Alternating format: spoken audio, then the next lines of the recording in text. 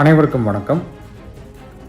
திருப்பரங்குன்றத்தில் நடந்த விஷயங்களை பற்றி இன்னமும் விஜயோ தாவேக்காவோ ஒன்றும் பேசவில்லை என்பது எனக்கு மிக ஆச்சரியம் அளிக்கிறது. ஏனென்றால் பாசிசத்துக்கு எதிரான கட்சி என்றுதான் விஜய் தன்னுடைய கட்சியை ஒரு முறை வர்ணித்தார்.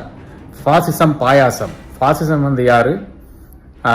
அங்கே மத்தியில் இருக்கின்ற பாஜக. பாயாசம் யாரு? இங்கே இருக்கின்ற திமுக.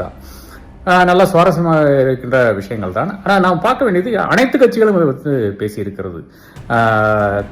தேமுதிகலேருந்து மதிமுகலேருந்து கம்யூனிஸ்டுகள் தான் ரொம்ப ஸ்ட்ரைடண்டாக இதில் பேசியிருக்கிறார்கள்.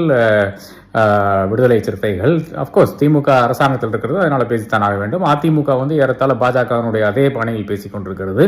அப்போ இப்படி அனைத்து கட்சிகளும் பேசி ஒரு விஷயத்தில் இன்னும் விஜய், அதாவது அடுத்த முதல்வராகக்கூடிய ஒரு நபர் என்று தன்னைத்தானே தம்பட்டம் அளித்துக் கொண்டிருக்கின்ற ஒரு நபர், அவர் இன்னும் ஏன் பேசவில்லை என்று யாருக்கும் இது ஒரு பிரச்சனையாக தோணவில்லையா என்ற இந்த கேள்வி நான் எழுப்ப விரும்புகிறேன்.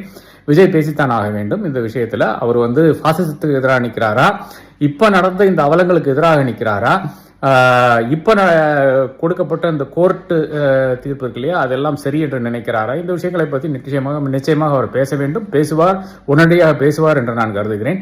இல்லை இது விஜய்க்கு தெரியாதனால அவர் பேசவில்லையே என்று எனக்கு தெரியவில்லை.